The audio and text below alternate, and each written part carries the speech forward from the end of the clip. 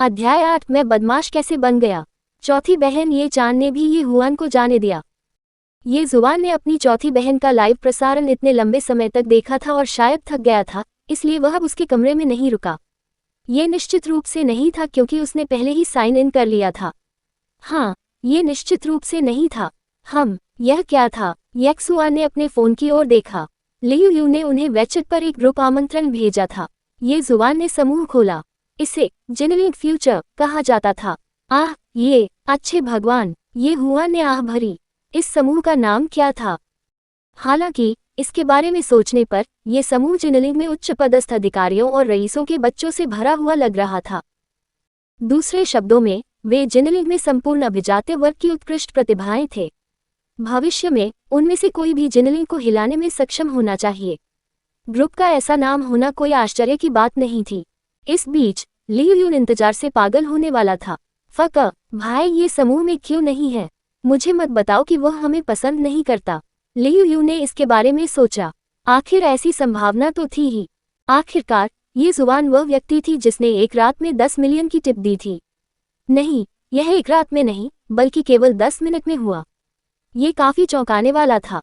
ये जुबान को अंदर खींचने का उनका विचार सरल था। यदि वह भाई ये को अंदर खींच सकता है, तो भविष्य में भाई ये भी उसी पक्ष में होंगे। वह अब जिनलिंग के 4 युवा मास्टर्स में से एक थे। इतने बड़े शॉट के साथ वह भविष्य में जिनलिंग में नंबर 1 युवा मास्टर बन सकते हैं। यही कारण था कि वह ये जुबान के प्रति इतना भावुक था। हालांकि उसने ये जुबान के लिए लंबे समय तक इंतजार किया लेकिन उसे नहीं देखा। फिर उसने अपना फोन एक तरफ रख दिया और नहाने चला गया। जैसे ही वह बाथरूम में दाखिल हुआ, ये हुआन उसके समूह निमंत्रण पर सहमत हो गया। इस समय कई लोग अभी भी कुछ चर्चा कर रहे थे। लिन यूहान, मैंने आज रात लाइव स्ट्रीम देखा। क्या आप जानते हैं कि मैंने क्या खोजा? गोंग ज़ियाओहान, आप और क्या खोज सकते हैं? आप लाइव स्ट्रीम क्यों देख रहे थे?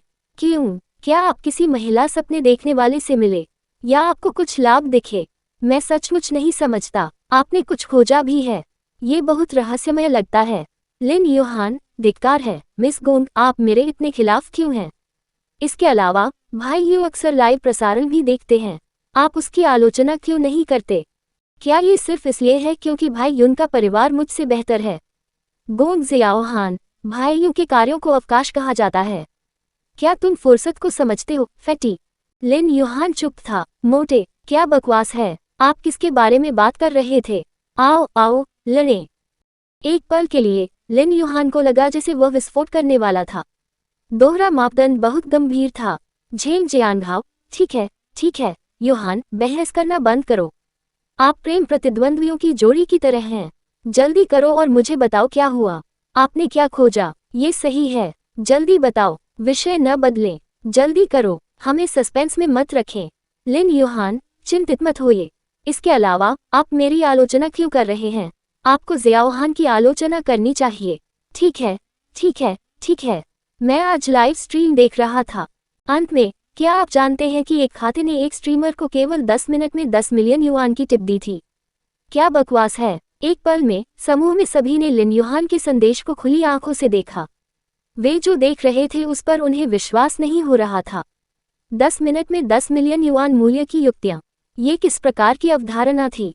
भले ही वे या उनके परिवार 10 मिलियन युआन खर्च करना चाहते हो, उन्हें इस पर सावधानी से विचार करना होगा। यहाँ तक कि जिनलिंग के 4 युवा मास्टरों में से एक, भाई लियू यून को भी शायद उसके पिता द्वारा सबक सिखाया जाएगा यदि वह कम समय में इतना अधिक बढ़ गया। जैसा कि अपेक्षित था, चीन में अभी भी कई अमीर लोग थे। गोंग ज़ियाओहान, वह व्यक्ति शंघाई या तियानजिन से दूसरी पीढ़ी का उत्तराधिकारी होना चाहिए, है ना? 10 मिनट में 10 लाख युआन। कुछ दिन पहले मुझे 500,000 युआन का एक बैग पसंद आया और मैं इसे खरीद नहीं सका। जहां तक उस व्यक्ति की बात है, वह बहुत उदार है। हमारे पास जो कुछ है हमें बस उसी में संतुष्ट रहना है। लिन यूहान, यदि वह शंघाई या तियानजिन की दूसरी पीढ़ी का उत्तराधिकारी होता, तो क्या मुझे आपको उसके बारे में बताने की आवश्यकता होती? इससे हर कोई दंग रह गया। फिर उन्होंने लिन यूहान की आलोचना करना शुरू कर दिया। धिक्कार है फैटी, क्या तुम अपना भाषण पूरा नहीं कर सकते? आप हमें सस्पेंस में क्यों रख रहे हैं? वह बहुत परेशान करने वाला था। जैसे ही वे सुनना जारी रखने वाले थे, स्क्रीन पर एक संदेश आया। उपयोगकर्ता जुबान ये समूह चेक में शामिल हो गए हैं। हर कोई भ्रमित था, ये कौन था, कोई व्यक्ति समूह चेक में क्यों शामिल हुआ। किसी को ये जानना होगा कि इस समूह की स्थापना बहुत पहले हुई थी। समूह के लोग अपेक्षाकृत निश्चित थे। वे सभी जिनलिंग में युवा स्वामी और युवा महिलाएं थीं। बाहरी लोग शामिल ही नहीं हो सके। क्या ये कोई विदेशी दूसरी पीढ़ी का उत्तराधिकारी था जिसे आमंत्रित किया गया था?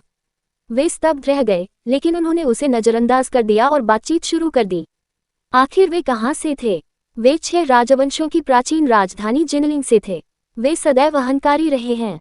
हालांकि वे तियानजिंग में पले बड़े दूसरी पीढ़ी के उत्तराधिकारियों से तुलना नहीं कर सकते थे, फिर भी उनका अपना गौरव था। यही कारण था कि आसपास के प्रांतों जैसे अन्य स्थानों से कुछ युवा स्वामी और युवा महिलाएं उनके साथ शामिल नहीं हो सकी। अब जब उन्होंने ये जुबान को देखा तो उन्हें पता चला कि क्या हो रहा था। उनकी नज़र में ये जुबान आसपास के प्रांतों और शहरों का एक युवा मास्टर था। वह बिल्कुल भी उनके समान स्तर पर नहीं था। आखिरकार वे सभी जिनलिंग के सभी युवा स्वामी और युवा महिलाओं को जानते थे, लेकिन वे उसे नहीं जानते थे। उस पल में उन्होंने स्वचालित रूप से उसे अनदेखा कर दिया। उनका स्वागत करने या उनसे कोई प्रश्न पूछने का इरादा भी नहीं था। आखिरकार उनके लिए लिन युहान से जानकारी प्राप्त करना अधिक महत्वपूर्ण था। लिन युहान, मैंने उसकी व्यक्तिगत जानकारी की जांच की। वह जिनलिंग से है। एक पल में हर कोई स्तब्ध रह गया। वे अभी भी सोच रहे थे कि जिनलिंग में ऐसा कोई व्यक्ति होना असंभव था, लेकिन अब उनमें से एक प्रकट हो गया था। गोंग ज़ियाओहान, क्या ये कोई है जिसे हम जानते हैं? मुझे नहीं लगता कि कोई इतना उदार है ना? लिन युहान, क्या यह आपका भाई हो सकता है? गोंग ज़ियाओहान, अगर मेरे भाई के पास पैसा होता तो क्या मैं 500,000 युआन का बैग नहीं खरीद पाता? झेंग जियांघाओ, मुझे लगता है कि यह भाई यूं हो सकता है। जिनलिंग की लाइव स्ट्रीम उपहार रैंकिंग के संदर्भ में क्या भाई यूं पहले स्थान पर नहीं है? उसने शायद लाखों की टिप दी। लिन युहान, मैं भाई यूं का विवरण कैसे नहीं जान सकता? साथ ही मैंने सुना है कि उस व्यक्ति ने सिर्फ 10 मिलियन युआन की टिप नहीं दी थी। वह व्यक्ति चीनी लाइव उद्योग में एक बड़ा शॉट है।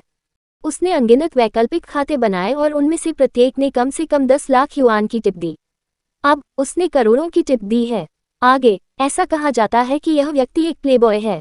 आजकल लाइव स्ट्रीम की दुनिया में अधिक प्रसिद्ध महिला स्ट्रीमर सभी उसके द्वारा चोदे गए हैं, विशेष रूप से वे जो बहुत आगे बढ़ चुके हैं। मैंने सुना है कि उन्होंने एक रात में 7 लोगों के साथ सोने का रिकॉर्ड भी बनाया था। अब ये कहा जा सकता है कि वह संपूर्ण लाइव स्ट्रीम उद्योग के दौरान सोया हुआ है। गोंग ज़ियाओहान अवाक था। झेंग जियांघाओ अवाक था। समूह में हर कोई अवाक था। क्या बकवास है, क्या बकवास है। उसने 100 मिलियन से अधिक की टिप दी थी, एक रात में 7 बार। इसके अलावा क्या वह हर जगह महिलाओं के साथ सोया था? वह क्या बकवास था। क्या उसके पास आयरन किडनी थी? इसके अलावा ये बहुत अत्याचारी था। हालांकि इस व्यक्ति की कोई निचली रेखा नहीं थी। वह एक बदमाश था। एक पल के लिए समूह में हर कोई इस व्यक्ति की आलोचना करने लगा। ये हुआन, जो सोफे पर लेटा हुआ था और समूह में प्रशंसा का आनंद लेते हुए अपने फोन को देख रहा था, उठ खड़ा हुआ और अपने फोन पर संदेशों को देखने लगा। प्रश्नवाचक चिन्ह। 100 मिलियन से अधिक की युक्तियां। लाइव स्ट्रीम उद्योग में पूरी नींद सो रहे हैं। एक रात में 7 बार, एक साथ 7 महिलाओं के साथ सोना। अरे, उसे यह जानकारी कहाँ से मिली? क्या ये बहुत हास्यास्पद नहीं था? ये जुबान एक बदमाश कैसे बन गया? हमारे चैनल की कहानी देखने के लिए धन्यवाद। अगले वीडियो में मिलते रहने के लिए बने रहें। कभी कभी गायब सामग्री की कहानी, कृपया समय पर त्रुटियों की रिपोर्ट करें। अलविदा।